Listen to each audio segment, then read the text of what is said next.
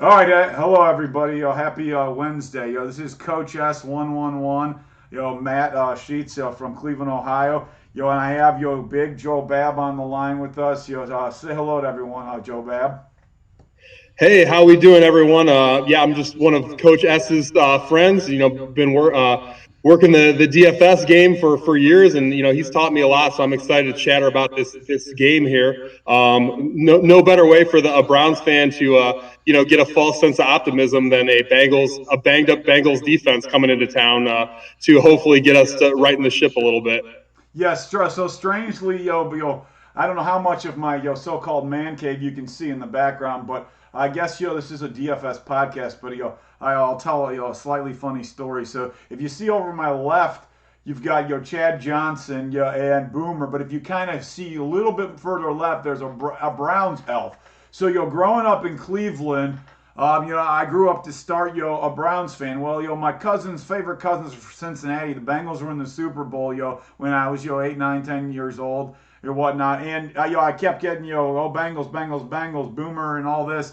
Well, then the Browns left, and I was drinking the Shakin' Blake Kool-Aid. So, I love Jeff Blake and Carl Pickens, and, I never reverted back, but I still kind of like the Browns. So, like, as a preteen or a teen, I would go to Browns games with a Jeff Blake jersey on and a Browns hat. And I had both sides hitting me, asking me, if I was slow or special, I was gonna get beat up by both drunk crowds. So, I started watching the games in my basement. But, nonetheless, there's no better way, I guess, to kick it off, for a showdown slate than, two folks that you'll be cheering, for the other side. Yeah.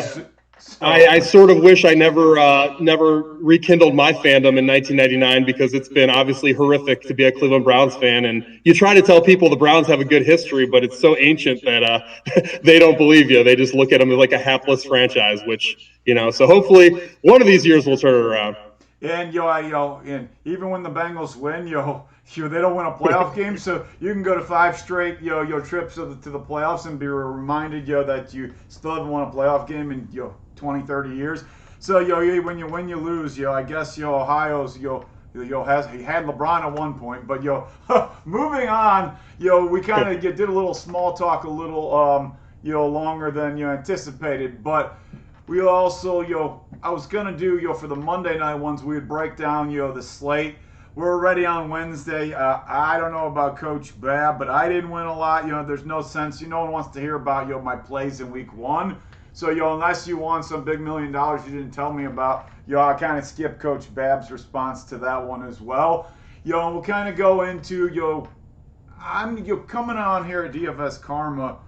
We'll start to be developing coaching videos, coaching shows, but a lot of it also for beginners. So I don't know. I'll ask Coach Baab here in a second, but my showdown philosophy is pretty common to anyone that really knows how to play the showdowns. Is I don't want a first place chop with 1,000 frenemies. So I'm gonna do some things that most likely are gonna end up in a losing night. But when I win, I mean the last big football showdown I can think of, I was actually, I believe, if Coach Baab wasn't with me, it was another buddy. It was at one of the live finals that wasn't, it was a Saturday before the main finals on a Sunday, and I hit, it was like a Bills stack with the defense and the captain, 3-way $90,000 chop at the top. So that's what you want to have when you win. You don't want that 200-person chop, where you're a winner but you don't win anything. So I don't know, I take a lot more risk, and I do a lot of game scripting. I don't know if Coach Baab has his own philosophies. We may agree sometimes. So I'll let him respond to that now. Yeah, no, I remember that Bills game. I actually think we were in Miami for the World Finals there, and I was down there as well. And yeah, I remember hitting that while you were in the midst of planning your World Final lineup. But I do agree with your point, very much. There's a number of ways you can differentiate. I mean, you can try to come in drastically under salary, or just kind of look for some, sleeper players who, every now and then a guy off the grid lights it up. One other thing Coach Sheets has talked about, I do really believe that it's a good idea to kind of make a game script. Either side you're on, if you think the Bengals are going to win or the Browns are going to win, if you're going to have a number of entries, I think it's good to play one side of it, because that, granted you could miss entirely, but then, that's cutting out 50% of your missed entries. So I do agree with Coach Sheets there.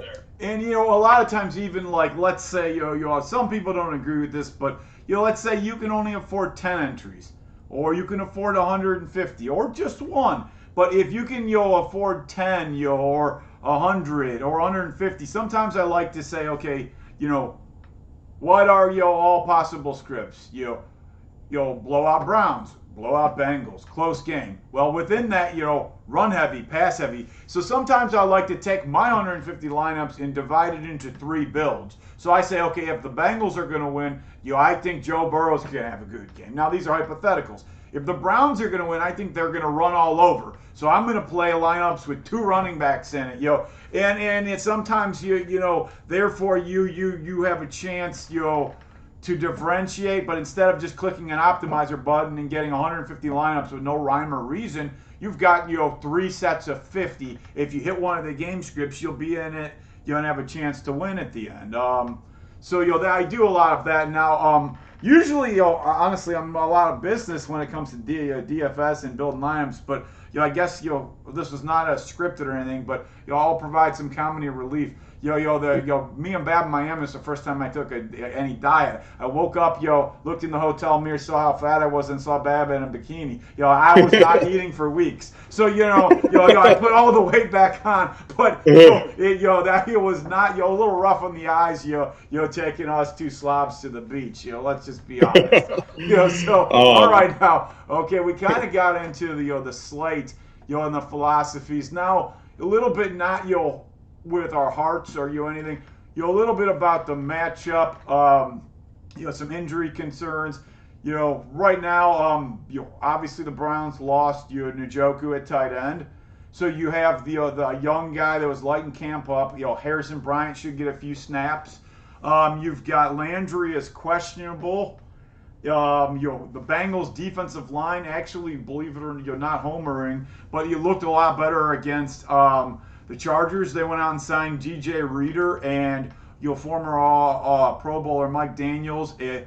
Atkins was out. He's also out this week. Daniels got hurt, and Reader got banged up, but I believe he's going to play. So, the Bengals are missing 2 former Pro Bowl linemen. I don't know about any other. They're missing 1 offensive lineman, Sua, the gentleman from that they signed as well. So other than that, injury concerns, I believe that's all the main ones. Are there any other ones that you're aware of that I'm not, Joe? No, those are the major injuries. Like you were talking about earlier, possibly playing 2 running backs. I mean, with the Bengals defensive line completely depleted, if there was ever a week to play like a Nick Chubb and a Kareem Hunt, I think this is the week. I mean, there's 2 bad defenses and a lot of good skill players. So. Yep, and I guess I missed on, to my understanding, the Browns' 2 and 3 corners were both going to be out for a few weeks. So they're not. It's not a new injury, but I believe they're missing their 2 and 3 corner. Correct?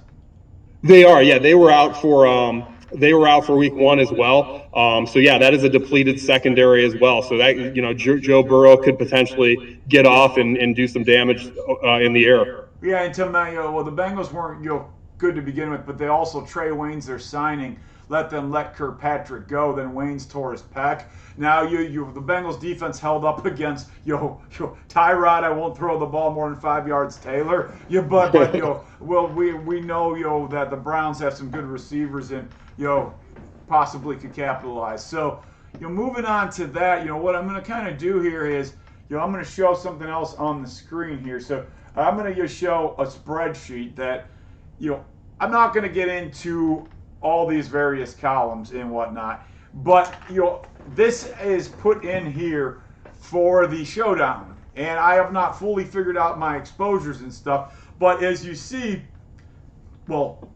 these colors, they have no rhyme or reason, but they are what I use for my main slate and everything. And if you can kind of like if I make a switch, it's going to change the color.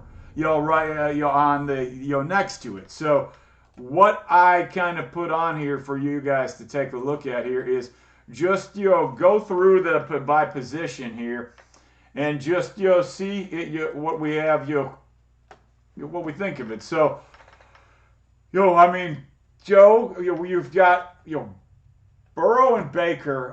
What are your opinions here, on the quarterbacks, and their salaries here? Do you lean, one way, the others, some exposure to, both of them?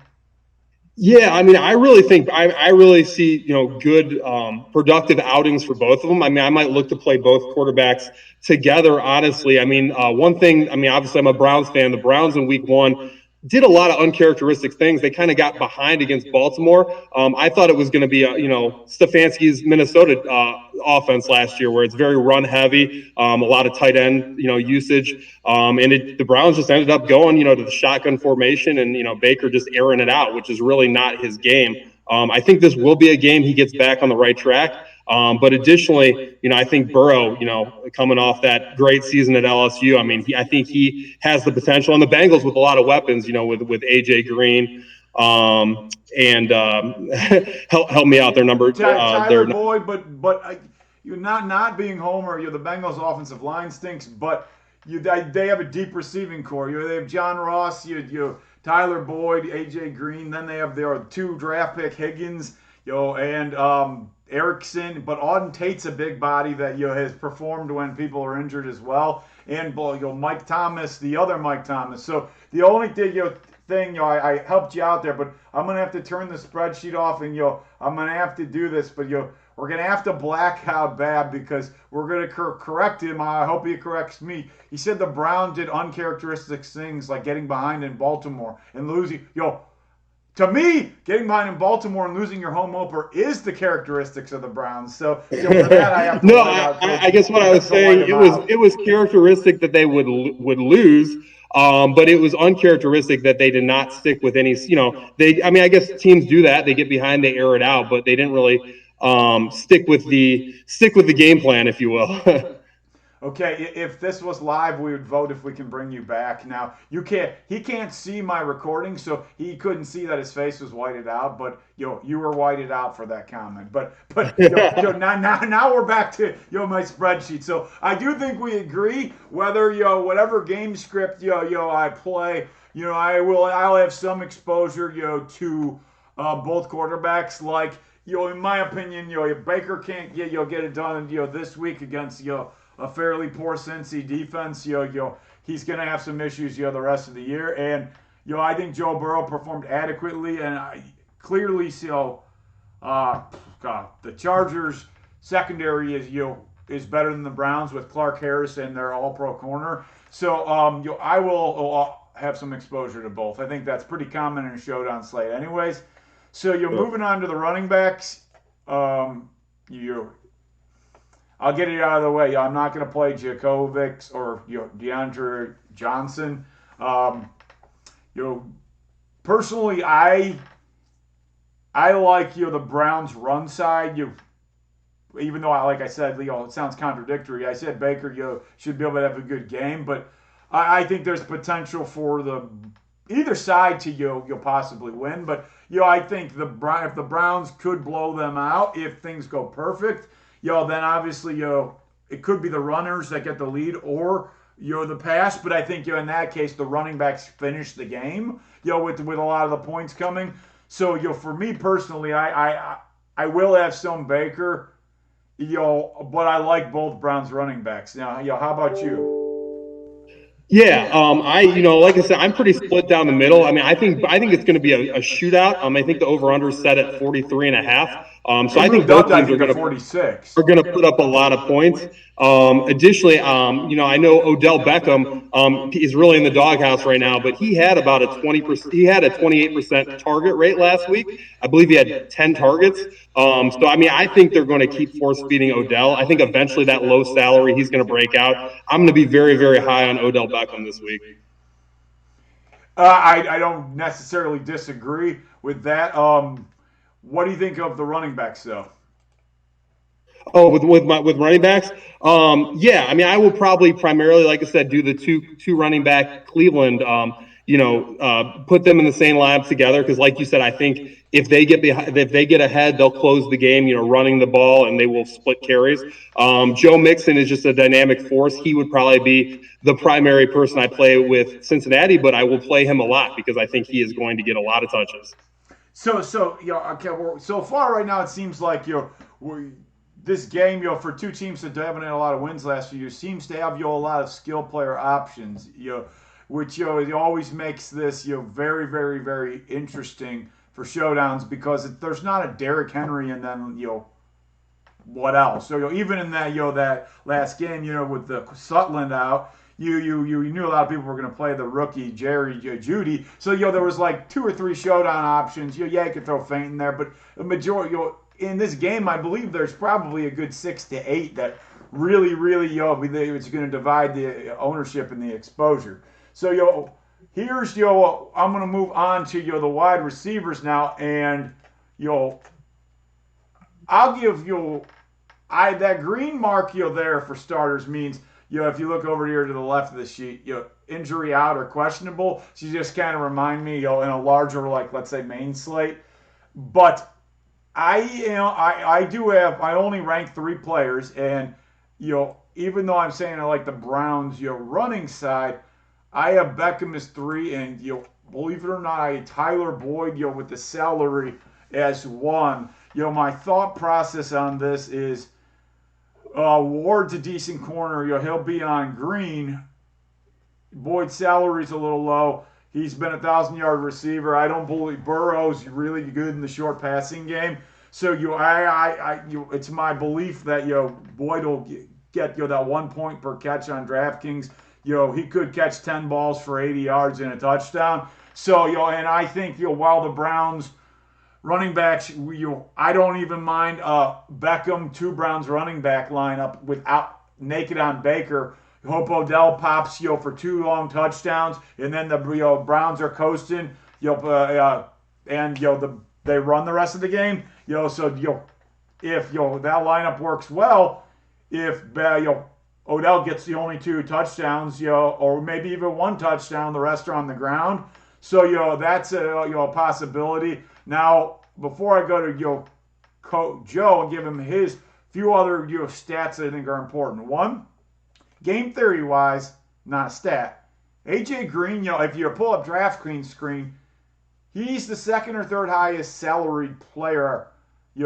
Obviously the 2 quarterbacks. I believe he's I guess we can just pull the salaries up, but for being out that long. You see he's ahead of Beckham, he's ahead of Landry, ahead of Boyd.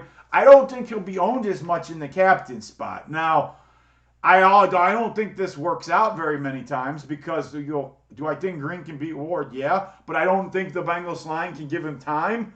Burrow missed him open pretty good twice because he was under pressure, and he looked pretty good. So I won't play it a lot. But I think game theory-wise, because of his inflated salary based on his things he's done in the past, I don't think he's a bad captain. Now, the only other stats before I turn it over to Joe here is Cardella Hodge actually played 55% of Week 1 snaps. The 3rd most on the Browns, and John Ross was open a lot deep. He should have the best matchup. I think Boyd has a good matchup, but. He played 84% of snaps as the Bengals 3 receiver because they're in 3 receiver sets a lot of the time with 1 back. And then the other Bengals receivers between Higgins, Tate, and Mike Thomas, who's not even on the sheet. I don't know why he's not. We're going to type him in here. He played a little bit of the snaps as well. So with that being said, I'm going to turn it over to Coach Baab.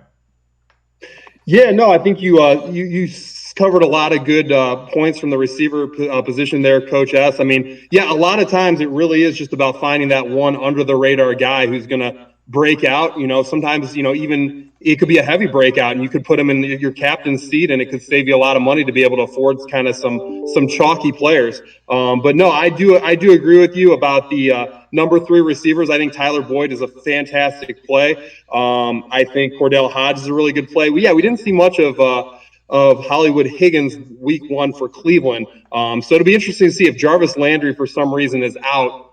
Some of their secondary options. Coach, what do you think about the tight end position for the Bengals? Well, tight end, since Joe, that's a good transition to tight end. There's actually another Higgins. There's a Higgins on the Bengals too, and he didn't play as much for being a second-round pick. So when we get to strategy, I'll hit more on that. Now, tight end, I like. My big sleeper play of the week is Harrison Bryant. Now, I don't expect, he's $200.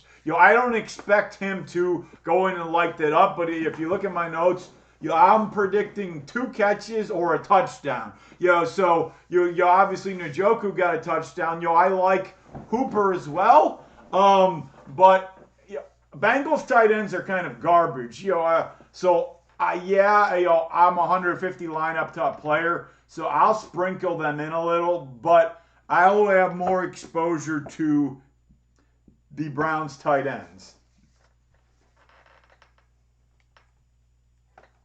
How about you? Okay. It appears it's very possible we have lost Coach Baab. If that is the case. Oh no, I am.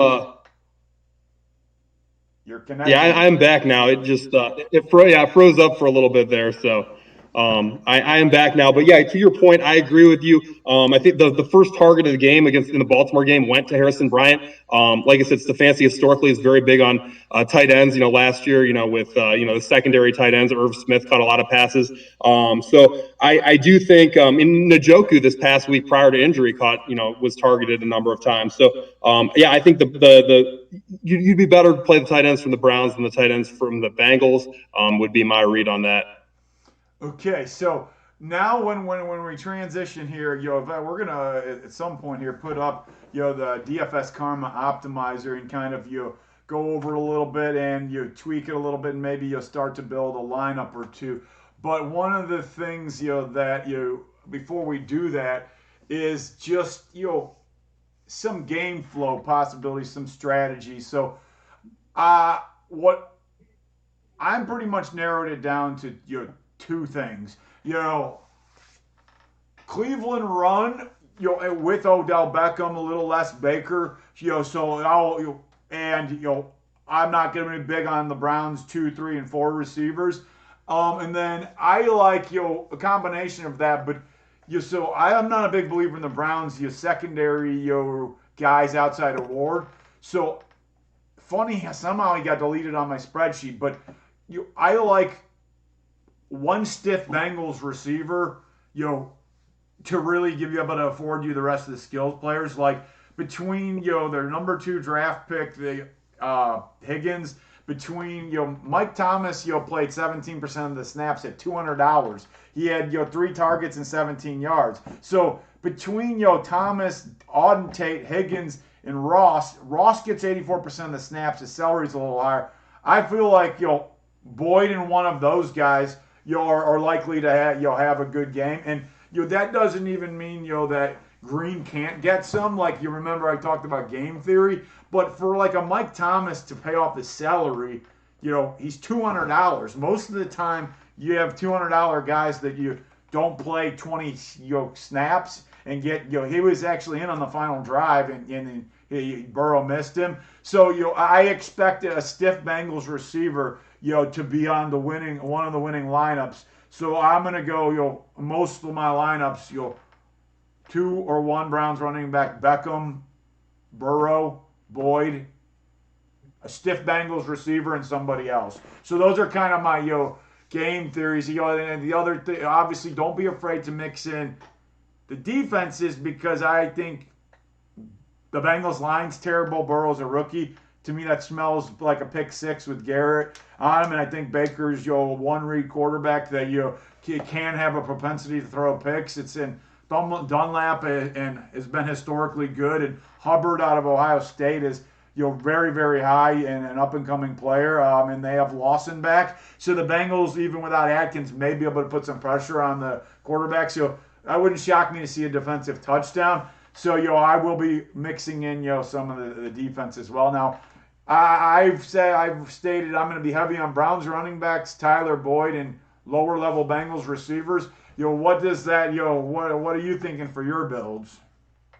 Yeah, no. So I'm kind of thinking this game can go one of two ways. I mean, I think the Browns could, Baker could, like you said, start the game throwing. Maybe Odell catches a couple touchdowns, and then from there, the Browns just try to bleed clock, and they're just running the ball left and right. Now, with on the Bengals side of it, with Burrow, I think potentially the Browns have an opportunity for it to turn into an unmitigated disaster where, he just goes LSU Burrow on folks, and, Ross catches a touchdown and Boyd catches a touchdown, and, and then he throws 4 touchdown passes. I think I'm predicting one of these two teams to kind of rise above and blow out the other team. So yeah, talking to your point, I mean, like I said, with $200 guys, I mean, they only need to get, a couple points. I mean, what's the, can you think of a showdown? What's the least you've ever had a player score where you had a very high scoring entry into a showdown? I mean, in football, I've had one of those things I talked about people not wanting to do, like a 30-person chop with a 0 in there out of a 200 guy. So, but I think at 200 or 300, my two favorite ones, I don't expect this to pan out, but I like the training camp stars of Mike Thomas and the tight end Bryant for the Browns. They're both 200.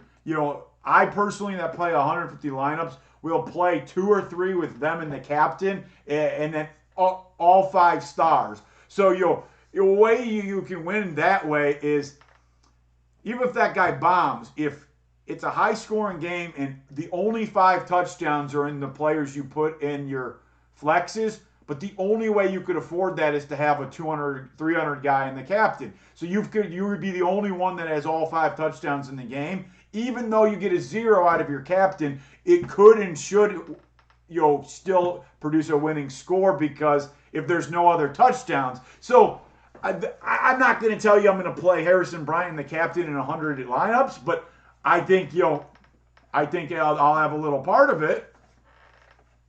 No, I'm with you. I mean, I think the main guys are going to put up numbers. I mean, I think Baker's going to put up numbers. I think Burrow's going to put up numbers. I think the 2 Browns running backs and Odell will put up numbers. I think the Bengals top receivers will put up numbers. So, I mean, yeah, I think a really good captain, honestly, the guys you say, because I don't think they'll be very heavily captain. I also think John Ross is a really good captain. I mean, like you said, with a banged up secondary, he could catch 2 deep balls and, be at the star of the show, have 140 yards and 2 touchdowns or something like that. Yeah, and I don't know necessarily. I'm not prepared to drag it on my screen, but just knowing the Bengals, John Ross, last year started off with 120 yards and a touchdown and 100 and some yards and a touchdown, and then he got hurt like John Ross does.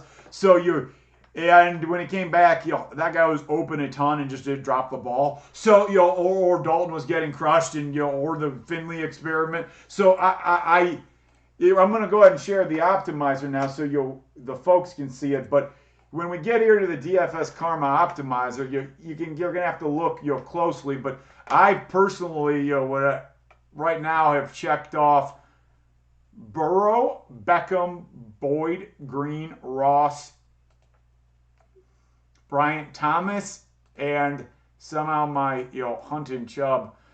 So that's a lot of exposure. I may narrow it down some, but those are the only folks that so I'm fading Mixon in the captain. I'm fading Landry in the captain. I want no part of Baker. Now he could do well, but you got to pick a script, or you're just throwing a bunch of ping pong balls out there. So now let's go ahead and kind of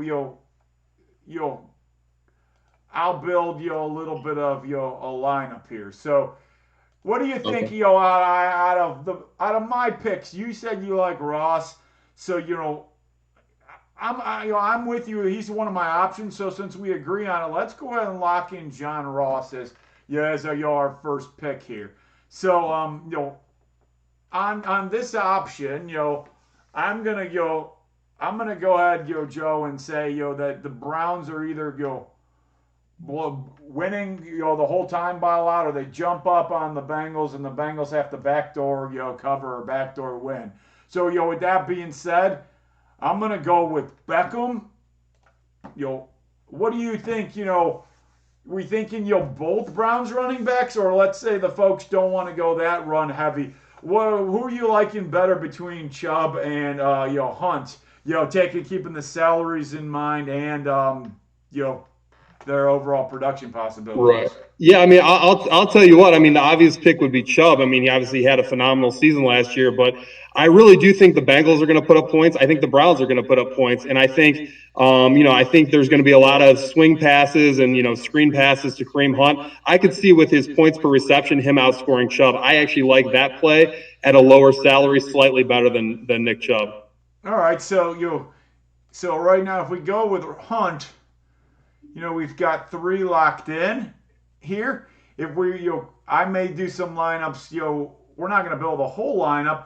But I may do some lineups that have both of them locked in. So now, if I'm captaining Ross, I'm going to want to also put Burrow in there. So let's go ahead and do like a little optimize of this group of 4.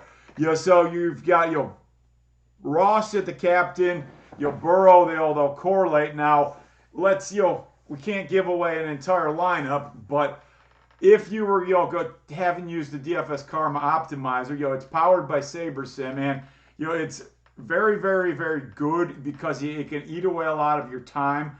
One of the things, you see, it says, my projection, SaberSim, projection, but I am very strong believer, do not optimize without making some sort of change, because you're more than likely going to get spit the same lineups that somebody else that is using one of your optimizers. So whether it's ownership or it's projection, I would go in and upload my own data. And for the sake of this, let's go ahead and bump Beckham up a few points. I think 16 is more than reasonable. Let's get Burrow up. I'm going to take Baker down and hope a little.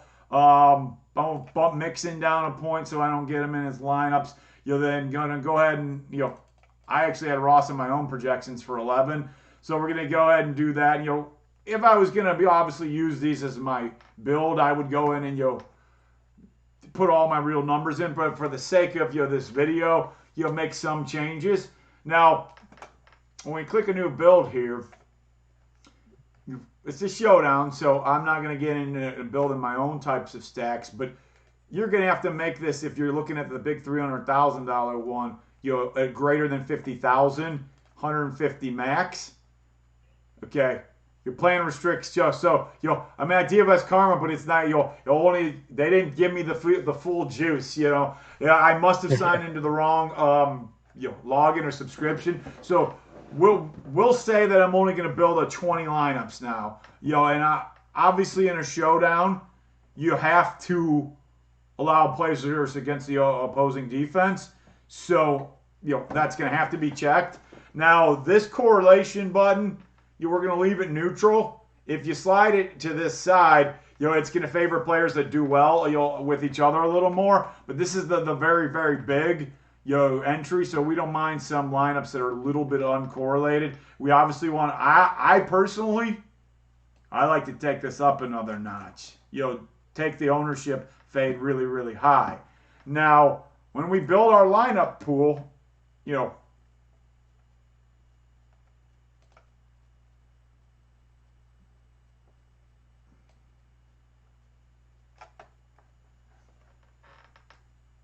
it's thinking. As we see, I guess, yeah. Well, I mean, while it's thinking, Coach S talking about ownership fades. I wouldn't do this a lot, but maybe in one entry, if you have a number of entries, I might actually play a backup quarterback. In particular, I mean, Baker had a terrible game in Baltimore. I mean, you could throw Case Keenum in there for cheap. If Baker throws 2 interceptions right out of the gates and gets benched, you'll be one of the only people in the world who has Case Keenum. Case Keenum comes in and lights it up. You get a big leg up on the competition. So I don't think it's a terrible idea to do something completely off the wall in like 1 or 2 entries. So, what Coach was talking about now, I am not in any favor of that for this game. For the simple reason that I think there's a lot of different builds that I like, and for like I said before, for 2 teams that are have a lot of bad records, they have a lot of skilled players. So a lot of times, sometimes when I do that is like, let's say it's a Lamar Jackson game, against I don't know, or a Derrick Henry game. If I'm going to eat the chalk, in 130 of my 150 lineups, I will once in a while add that backup quarterback to the player pool, buy that lottery ticket where that guy gets benched or gets injured. You're already going to be. You always have to find a way to differentiate chalk, but where we disagree in this, is the odds that they pull Baker. In my opinion, the very second game of the year, and the odds of an injury are so slim to none. In my opinion, it's a dead entry when I don't think there should be a lot of I think there's a lot of ways to build unchalky lineups when there's 6 to 8 very good options at the captain spot. So I'm not as worried. To me, I think it's a likelihood to burn the entry. So I have done that in the past, but I won't be doing it this week. No, I mean, what you're saying makes a lot of sense, but if you're maxing it out at 150, I mean, I might just put 1 out of 150 and then play 5 chalky guys for the rest. Guys are going to put up big numbers. I mean, you got a good point. You got a good. If you said if you have the money to burn or something, or if you had the 3 or 4 of the chalkiest guys, and you said, okay, I'm just going to burn $30 on fire, or $20. Like somebody burns a scratch off ticket or something. If God forbid, Burrow or Baker breaks their leg in the first, and all your other picks hit, you're going to have so few people that play the backup. But to me, that is more playing. You don't even expect that player to get in. So but I have done it before. So. Okay. Yeah, I mean, I guess where we're differing is I think Baker Mayfield's closer to getting benched than you are. I think if he comes out and throws 2 interceptions, I think he'll find himself on the bench. Okay. Well, we are playing Cincy's defense, so if he does that, I guess he would deserve to be on the bench. So you know what, you heard it here first. Case Keenum leads the Browns to victory. Now, I actually. I was talking with someone. I believe that's a possibility in week 6 or 7. He'll get a sack. He'll be injured, and really won't be injured. And Keenum will come in and rally the troops. So getting back to the optimizer here is okay. This is where you can dial in your exposure. So I have to, unfortunately, Joe Baab can see my full screen, but you guys can only see part of the lineup because due to DraftKings rules and restrictions, I can't actually show a whole lineup. So I blocked out, you can see that one lineup that has Kareem Hunt, Beckham, Ross. I can tell you, the next player is AJ Green, and then, the 6th one in my top lineup is a $200 player. So, there's a few of them. You guys can try to figure out who that is, but legally I can't throw the whole lineup on there. But so getting back to, this here, you can see how our exposures are, and you can go ahead and play with the various levels of exposure here. So I say I don't really want Cody Parkey, and I go ahead and put it to 12.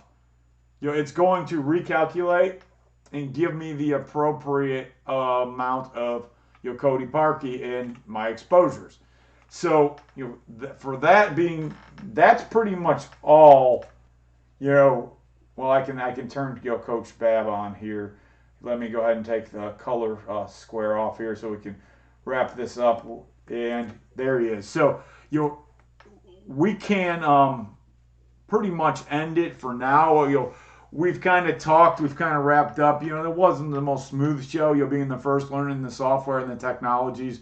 I know Coach Baab texted me at one point. He couldn't see my screen, but the thing that's recording could see it because that's what I was watching. So, some of the things I was doing, he wasn't able to see, and that's, I think, where the disconnect was because I had a while. I was like, we was on a wide receiver screen, and he brought up a running back, and I didn't want to roast the guy. And I'm like, where I'm viewing running backs, but he couldn't see my screen, so that's on me. I thought for a second, he was a little lag behind. So if you watch just part of the video, hopefully you'll get to the end of this. That makes a little sense. We're not going to reshoot the last 37 minutes, but needless to say, I am going to, ask Joe, for his game prediction, but I'm going to go ahead, and you guys can see my screen, so I'm going to go ahead and type it on here, so before Joe Baab gives us, his prediction, I'm going to type mine here,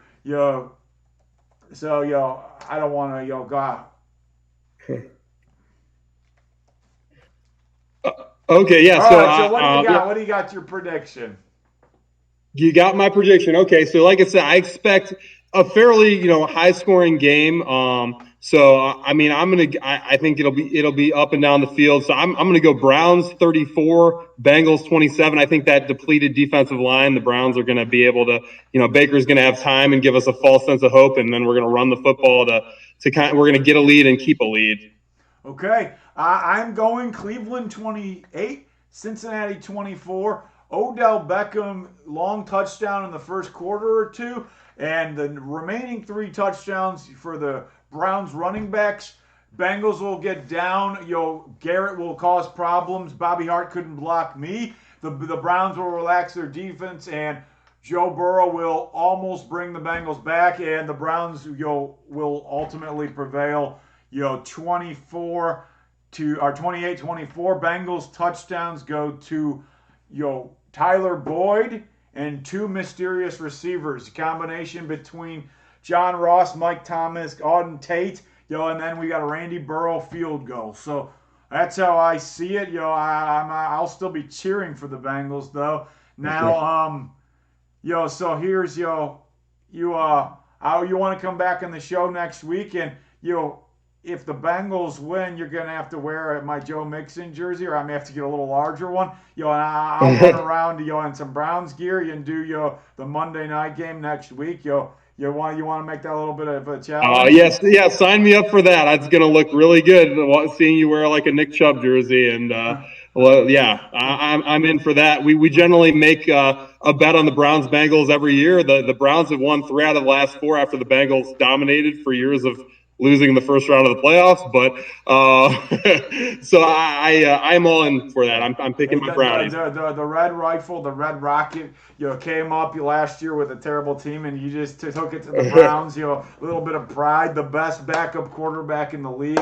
Andy Dalton's getting sitting there in his hometown state, holding that clipboard. Listen, people are gonna get into this. They're gonna hate Dalton, but he took him to 5 straight playoffs his rookie year. I like Joe Burrow, but listen, let's go. Take them to the playoffs. Dalton took a 2-14 team to the playoffs. So Joey B, you're up, and he's going to have to start with a win against the Browns. I will give it to you.